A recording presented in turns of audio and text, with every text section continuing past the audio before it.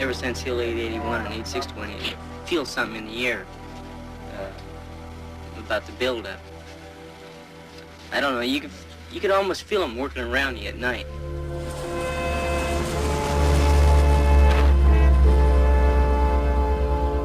Dear Ellen, we've really been preparing for this all-out offensive by the Gooks. I guess you might have read about it in the papers. There's supposed to be a truce in Vietnam during the Chinese Tet New Year. Khe Sanh is the only area not observing it because of the buildup. I'll try to write again soon. Love, Jim.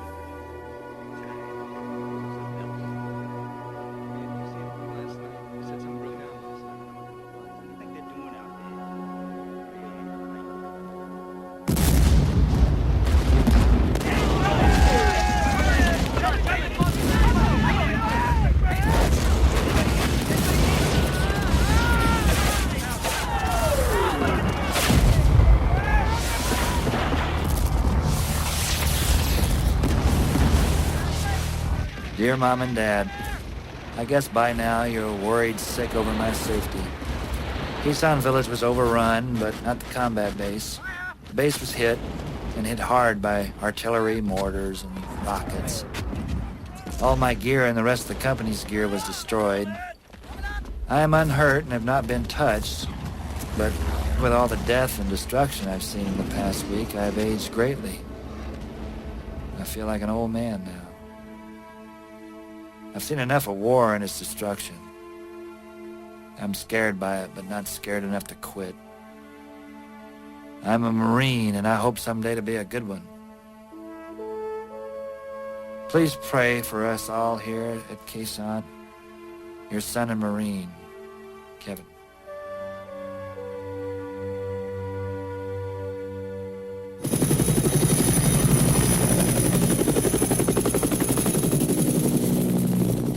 It's Tet, the Oriental New Year, and it's a new war. The Viet Cong simultaneously attacked just about every major city and town in South Vietnam. In one day, they increased the scope of the war dramatically. Howard Tuckner was there.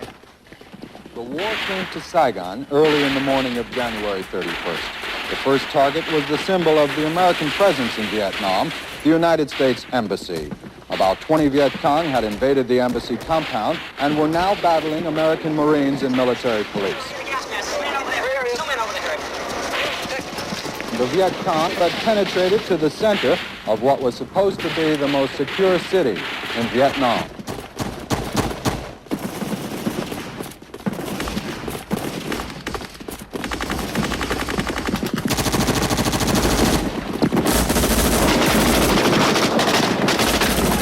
Hardest part of it. Not knowing where they are, that's the worst thing. Riding around, running the sewers and the gutters anywhere.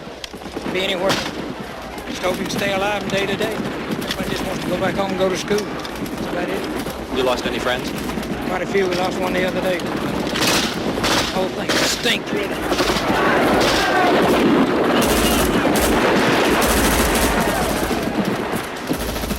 Awful sick of it. I'll be so glad to go home. I don't know. It's the worst area we've been in since I've been in Vietnam. You think it's worth it? Yeah, I don't know. They say we're fighting for something. I don't know.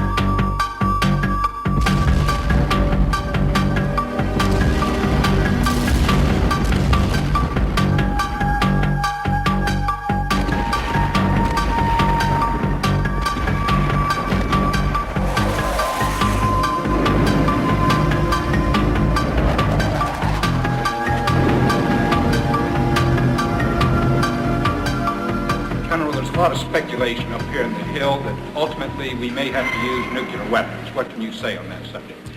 I do not think that nuclear weapons will be required to defend Khe Sanh.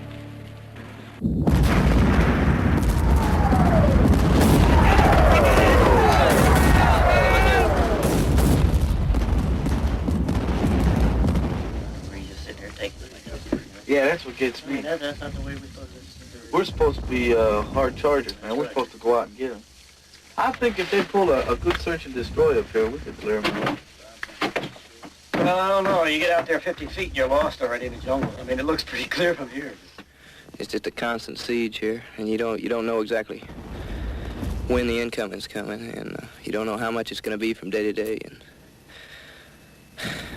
How would you compare it to other places that you've served in Vietnam? well, this is the worst I've been at.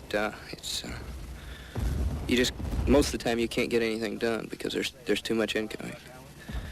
You can't get out much at all. It's just too dangerous to get out, and it just gets on your nerves. That's all. Either that or just have a B-52s go up one side, back. The only thing they hit is the ground. Dear Dad and Mom. Well, they haven't got me yet. I'm sitting here in my new bunker underground with many sandbags and metal skids between me and the surface. But the men and I will be all right no matter what comes. We are all well, and morale is high. You know, I've never really regretted coming over here. Even yesterday when my favorite turd got it. The little guy with my platoon sergeant's radio man. I really loved the kid. He was the hardest little worker and never complained, do anything for you. After they had taken him away, it almost kicked my ass, as the saying goes. I almost cracked. But there were 75 others to worry about, and I snapped myself out of my cheap civilian bull and got back to work. Well, you learn every day the mistakes you were making, and the biggest one is to get too attached to any one person. Not over here, at least. Things happen so quickly, and one minute he's fine, and the next, he's not. But old Don is pretty lucky, knock on wood. Now home I'll come, I'm sure.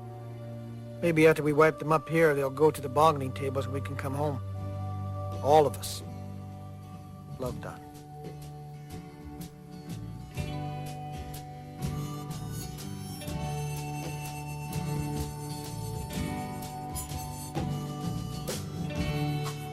Once I was a soldier, and I fought on foreign sands for you.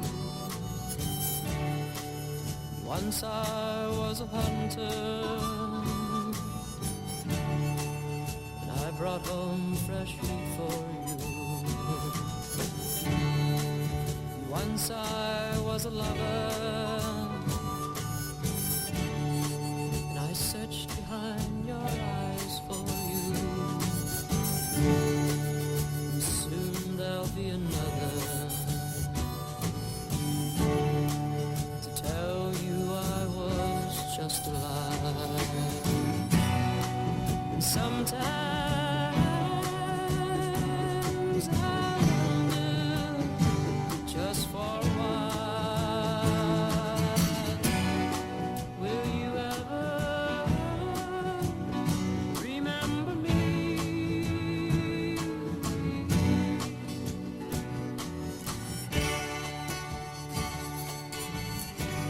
Dear Aunt Fanny, this morning one of my men turned to me and pointed a hand filled with cuts and scratches at a plant with soft red flowers and said, "That's the first plant I've seen today that didn't have thorns on it."